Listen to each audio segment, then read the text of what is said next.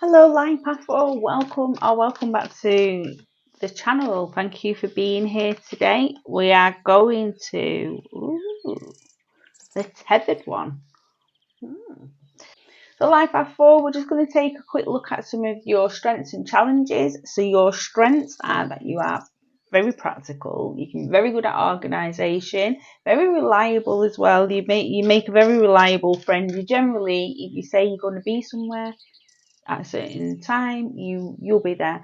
Obviously you have to take into account other things like maybe neurodivergency and things like that, but generally speaking, life affords you are very practical, very grounded in nature.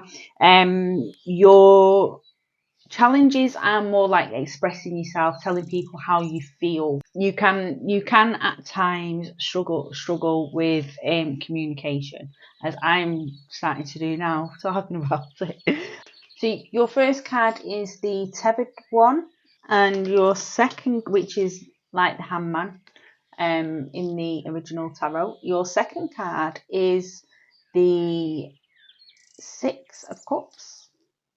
Yeah, the Six of Cups. I find this combination really interesting. I think I want to just look at these two cards before I get any more out, because so with the tethered one is about letting go, cutting cards basically. So there may be some of you who are watching this that may be in some sort of connection, that you're finding a very strong connection with somebody, but with this Six of Cups coming through with it as well, I feel this connection may be triggering some past childhood emotions.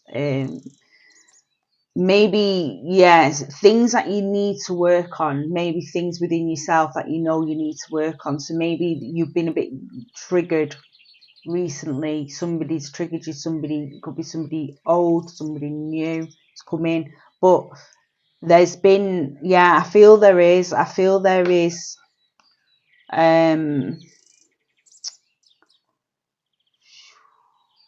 it's a call to look at past wounding. That's what you're being called to do, to look at past wounding. Life path 4. Yeah. Let's see what else comes through.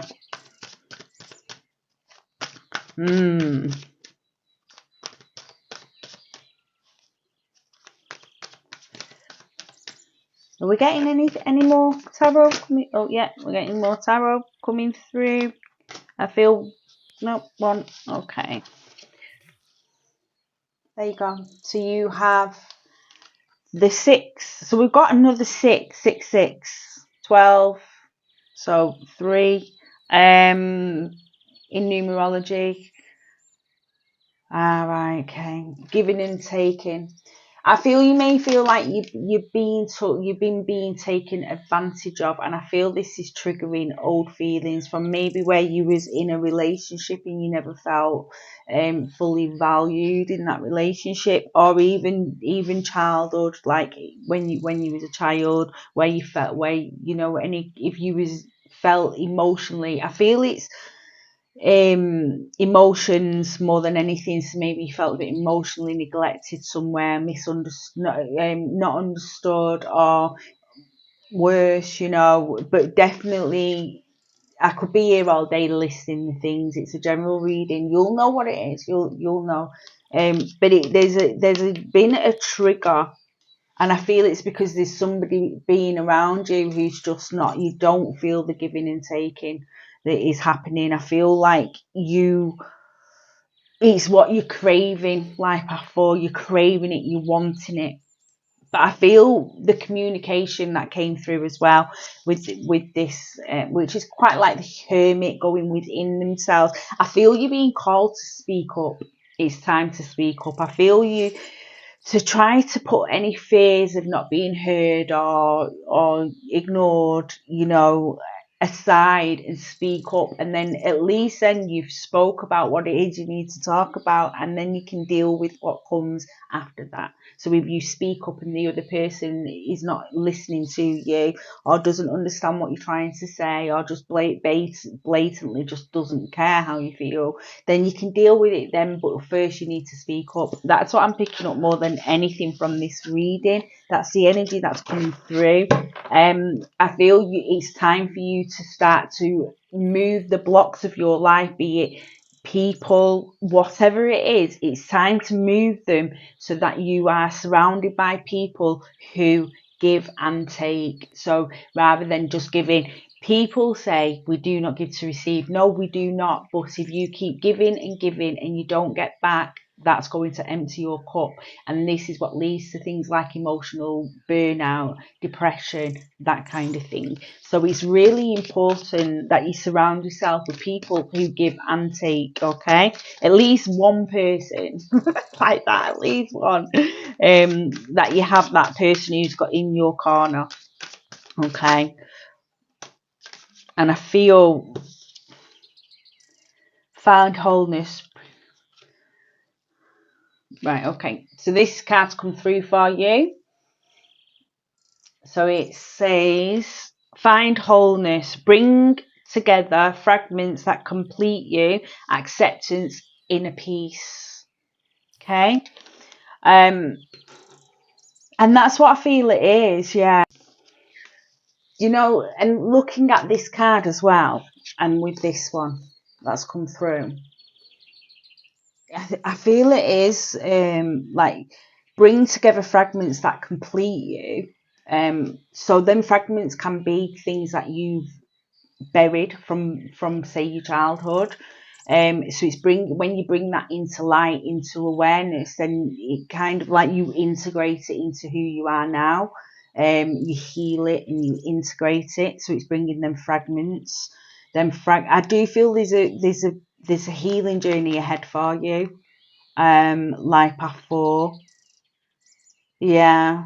I feel something's triggered you, and there's a healing. There's an aspect of the healing journey ahead for you. It's emotional, very emotional.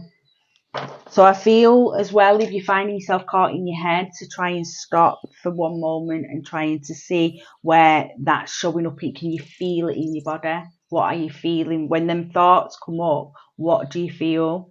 Try and connect through with the feelings. Yeah. Wow. Stubborn.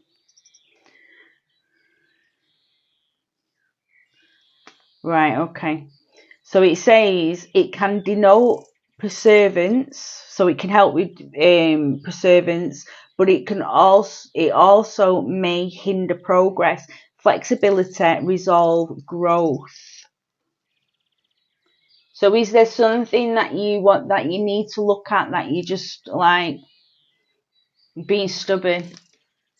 Or is it, again, back to conversations? Is there a conversation you need to have, but you're being stubborn? Is there something maybe you need to let go of, forgive and let go of, but you're being stubborn, like I thought? Yeah, be like, why should I? Why should I forgive? Why should I let go?